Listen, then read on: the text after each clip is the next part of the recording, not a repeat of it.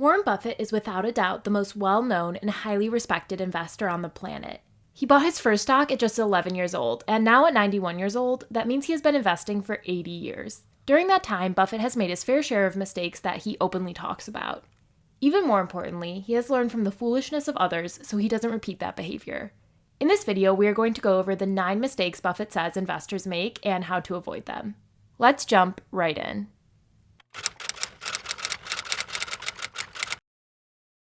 I have an old-fashioned belief that I can only should expect to make money in things that I understand. And when I say understand, I don't mean understand, what the product does or anything like that. I mean understand what the economics of the business are likely to look like 10 years from now or 20 years from now. I know, in general, what the economics of, say, Wrigley chewing gum will look like 10 years from now. The internet isn't going to change the way people chew gum. It isn't going to change which gum they chew.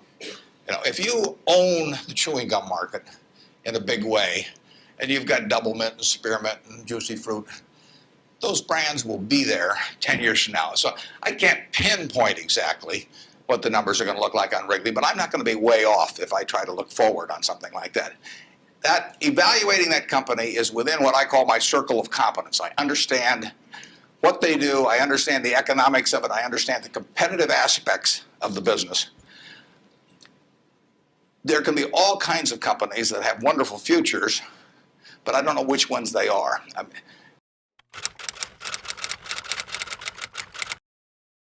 I was just wondering, what would you consider to be the worst investment you've ever made? The worst investment I ever made? The biggest mistakes are the ones that actually don't show up. They're the mistakes of omission rather than commission. We've never lost that much money on any one investment, but it's the things that I knew enough to do that I didn't do. We have missed profits of as much as, maybe $10 billion in things that I knew enough to do and I didn't do it. Unless you find the prices of a great company really offensive, if you feel you've identified it. And by definition, a great company is one that's going to remain great for 30 years. If it's going to be a great company for 3 years, it ain't a great company. I mean, so you really want to go along with the idea of something that if you were going to take a trip for 20 years, you wouldn't feel bad leaving the money in with no orders with your broker and no power of attorney or anything, and you just go on the trip and you come back and it's going to be a terribly strong company. I think it's better just to own them. I mean, we could attempt to buy and sell some of the things that we own that we think are fine businesses, but they're too hard to find. I mean, we found See's Candy in 1972, where we find here and there we get the opportunity to do something, but they're too hard to find. So to sit there and hope that you buy them in the throes of some panic, that you sort of take the attitude of a mortician, waiting for a flu epidemic or something. I mean, I'm not sure that will be a great technique. I think if you like the business and you like the person who's coming to you and the price sounds reasonable, and you really know the business, I think probably the thing to do is to take it and don't worry about how it's quoted. It won't be quoted tomorrow or next week or next month. I think people's investment would be more intelligent if stocks were quoted about once a year, but it isn't going to happen that way. So. I went into U.S. Air. I bought a preferred stock in 1989. As soon as my check cleared, the company went into the red and never got out. I mean, it was really dumb. I mean, I've got an 800 number I call now whenever I think about buying an airline stock. I call them up any hour that, fortunately, I can call them at 3 in the morning, and I just dial and I say, my name's Warren, I'm an aeroholic, and I'm thinking about buying this thing, and then they talk me down. I mean, it takes hours sometimes, but it's worth it, believe me. If you ever think about that buying an airline stock, call me and I'll give you the 800 number, because you don't want to do it. The country will do very well over time, but you will see these huge waves. And if you can stay objective throughout that, if you can detach yourself temperamentally from the crowd, you get very rich. And you won't have to be very bright. I mean, I'm sure you are, but you want, it doesn't take brains. It takes temperament. It takes the ability to sit there and look at something. When I started out in 1950, I would go through and find things at 2 times earnings, and they were perfectly decent businesses, and people wanted jobs at those companies, and everybody knew they were going to be around, and they wouldn't buy them at 2 times earnings, and that's when interest rates were 2.5%. I started selling securities when I was 21. And a Kansas City life insurance company happened to be a fairly prominent company in Omaha. And the policies they sold you, if you were buying life insurance from them, had a built-in assumption of 2% interest. The stock of Kansas City Life was selling at less than 3 times earnings. You were getting 35% if you bought the stock. No question about the soundness of the company. I went to the local agent. I figured, hell, I ought to be able to sell him a few shares of stock. I mean, the guy ought to understand it. I mean, he's got his whole life invested in this company. I went to the local agent who'd been with him for 20 years. And his name was Moose. I said, Mr. Moose, I said, you're selling these policies with 2%. You may even have a few members of your own family, and you can buy into this company whose paycheck you depend on every month, and whose future your beneficiaries of these life policies depend on, and who you're selling them, a 2% investment on, and you get 35% on your money. He said, stocks aren't any good, and I couldn't sell you. I was a lousy salesman. I mean, well, you have to start with that, but it just blew me away. It blew me away. I thought sometimes I used to wonder if I was nuts. We don't do very many things, but when we get the chance to do something that's right and big, we've got to do it.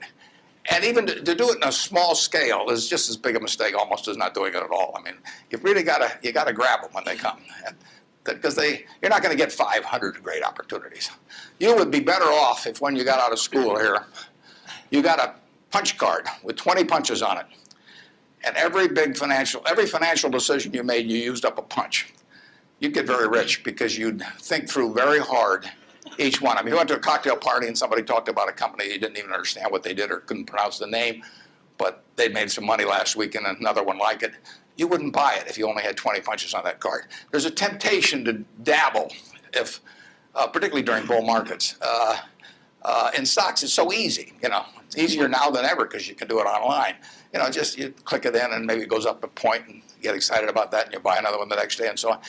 You can't make any money over time doing that. But if you had a punch card with only 20 punches, you weren't going to get another one in the rest of your life, you would think a long time before every investment decision.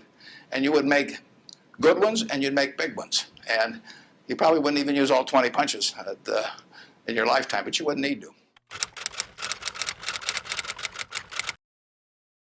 And the question we get most frequently from people about you coming on is, what should they be buying right now? So if I say buy, you say? I say basically hold. I mean, the idea that the European news or a slowdown in this or that or anything like that, that would not cause you, if you owned a good farm and had it run by a good tenant, you wouldn't sell it because somebody said, here's a news item, this is happening in Greece or something of the sort. If you owned an apartment house and you got to raise your rents a little, it was well located, and you had a good manager, you wouldn't dream of selling it.